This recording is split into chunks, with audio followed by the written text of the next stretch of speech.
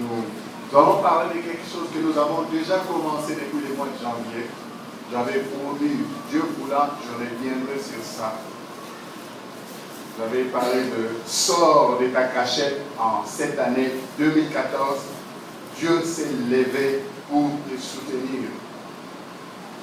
Nous avons parlé de beaucoup de choses, nous avons eu à introduire et notre message tournait autour de 3 questions qui étaient de savoir comment nous devons sortir de nos cachettes pour être soutenus par l'Éternel.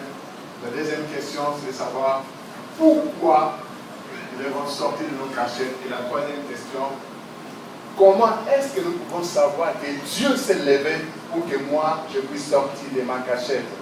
Des fois, nous oublions et nous ne faisons pas attention quand Dieu nous visite pour qu'il puisse faire quelque chose avec nous. Et c'est là, au cours de ces messages que nous découvrirons cela. Les passages bibliques qui nous aident à parler de ces choses se trouvent dans 2 Samuel. 2 Samuel chapitre 19. 2 Samuel chapitre 19, 1 à 9. Et puis 1 roi 1 roi 17, verset 1 à 3. Ensuite 1 roi 18, 1 à 2. 2 Corinthiens 6, 17 à 18. Et puis 2 Corinthiens 7, 1 à 2. 2 Samuel 19, 1 à 9. 1 roi 17, 1 à 3. 1 roi 18, 1 à 2. 2 Corinthiens 6, 17 et 18. Et puis 1 Corinthiens 7, 1 à 2. Nous voyons dans ces passages, surtout les 2 personnes clés que nous voyons dans 2 Samuel et puis dans 1 roi, le roi David et le prophète Élie. Je commence par le prophète Élie qui, lui, c'était une confrontation avec ses adversaires. Parce qu'il avait déclaré quelque chose qui avait compliqué la situation du pays et il devait attendre le temps de Dieu pour sortir et se confronter avec ses ennemis pour que la gloire de Dieu descende. Il y avait une grande famine en ce moment-là. Et c'est Élie qui devait sortir pour déclencher les choses afin que la pluie tombe. Dieu, en ce moment, il y a un temps de gloire qui s'annonce. Dieu désire assez que toi et moi, nous puissions devenir des gens qui vont se confronter avec leurs adversaires. Il y a un temps où on avait peur de dormir, manger et se mettre avec des sorciers, se mettre avec des occultistes, mais Dieu nous a revêtus de sa puissance pour que nous puissions savoir comment nous confronter avec nos ennemis. Et cette confrontation est toujours en notre faveur. Parce qu'il est déjà là, il s'est levé. Quand ça tourne mal de notre côté, il vient pour intervenir. Nous n'avons plus à avoir peur de nos ennemis, nos adversaires. Parce que Dieu nous a revêtus de sa puissance. Le roi David, nous avons fait ressortir 3 vérités qui peuvent nous aider aussi, surtout parents responsables partout où nous sommes. C'est de savoir comment nous comporter, rejeter toutes nos mauvaises habitudes,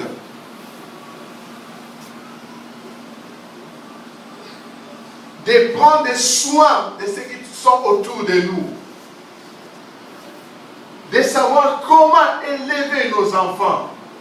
Parce qu'aujourd'hui, dans notre monde, s'il y a trop de rébellion, parce que ces enfants-là, quelque part, n'ont pas été bien encadrés par leurs parents. Quels que soient parents biologiques ou tuteurs qui les ont adoptés. David devait comprendre que ce qui s'est passé dans sa foyer, dans son royaume, dans son pays était dû par le fait qu'il a commis un péché que Dieu n'avait pas approuvé. Il devait subir les conséquences. C'était ces conséquences-là qui avaient fait que les responsabilités de David puissent diminuer vis-à-vis de ces enfants-là. C'est comme s'il n'avait plus l'autorité sur ses enfants. Comment son fils puisse se rebeller contre son royaume, son pays et même sa famille. Quelque part, l'histoire nous parle d'un père qui, du haut d'une chair quelque part, a déclaré des paroles de malédiction contre son fils qui s'est rebellé contre son pays. Je me pose toujours la question, est-ce que ce père, avant de mourir, avait-il fait une prière pour révoquer cette malédiction qu'il avait déclarée? Je ne sais pas. Aujourd'hui, si vous regardez ses fils, il est loin des siens, il vit dans des conditions difficiles, plus d'espoir de régner un jour, parce que quelque part on avait déclaré des paroles de malédiction sur lui. Il s'est révélé. Parents, nous devons savoir comment élever nos enfants. Ne tombons pas dans les pièges occidentaux qui est sournoisement en train de venir dans notre pays, dans nos foyers, familles, même dans l'église. On ne doit pas corriger l'enfant. On ne doit pas donner des pénitions à l'enfant. Si ailleurs, c'est un système qui est en train de régner, mais nous sommes des hommes de la Bible. Nous refusons cela au nom puissant de Jésus-Christ. La Bible nous dit que nous devons corriger l'enfant. Nous devons même le corriger avec le fouet. Pas pour le tuer, mais pour que la folie qui est attachée à lui s'écarte. Aujourd'hui, les gens veulent nous pousser à ne pas accepter parfois les corrections. Tu es en train de taper ton enfant sans que tu le saches. Déjà, on a appelé la police. Et la police vient, on t'arrête. Ton propre fils, que tu veux corriger, mais on t'interdit de ne plus les toucher. Si vous savez bien lire votre vie, vous allez voir combien Dieu est contre la rébellion. David était victime de cela. Et aujourd'hui, je ne parle pas à David, je ne parle pas à Élie, mais je te parle, toi qui es devant moi. Tu vas sortir de tes mauvais comportements. Et tu vas savoir comment élever tes enfants et comment accepter aussi la discipline de ceux qui sont sous. De ceux à qui tu es sous leur tuteur. Dieu a déjà prévu tout ce qu'il faut pour que toi et moi nous soyons bénis. Quand vous lisez tous ces passages, vous allez voir comment sortir, pourquoi sortir et quand est-ce que Dieu se lève pour nous soutenir. La fois passée, nous avons posé la première question et qui avait aussi sa réponse. Comment sortir de sa cachette? Nous avons dit 5 points que vous nous aider à sortir de nos cachettes.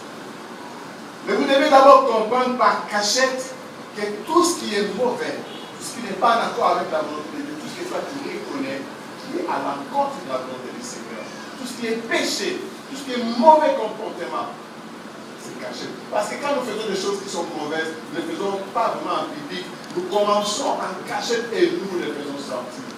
Et voilà pourquoi Dieu nous dit, nous devons sortir de nos cachettes, nous devons sortir de toutes nos mauvaises habitudes et obéir à ce qu'il nous demande et à ce qu'il veut que nous puissions faire. Les 5 choses que nous avons vues la fois passée, c'était premièrement, nous devons soupirer après Dieu et avoir soif de sa parole.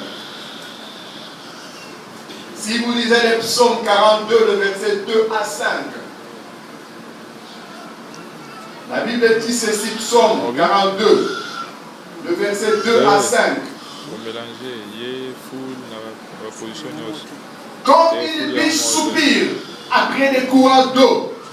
Ainsi, mon âme soupire après toi, ô Dieu. Mon âme a soif de Dieu, du Dieu vivant. Quand irai-je et paraîtrai-je devant la face de Dieu? Mes larmes sont ma nourriture jour et nuit, pendant qu'on me dit sans cesse, où est ton Dieu? Je me rappelle avec effusion de cœur quand je marchais entouré de foules et quand je m'avançais à sa tête vers la maison de Dieu, au milieu des cris de joie et des actions de grâce d'une multitude en fête. David parle de la situation qui lui est venue en ce moment-là. Il n'est plus ce qu'il était. Il n'est plus ce qu'il était ovationné. Il n'est plus le roi qu'on a entouré, on accompagnait au temple avec des cris de joie. Parce que les gens mauvais viennent à sa peau.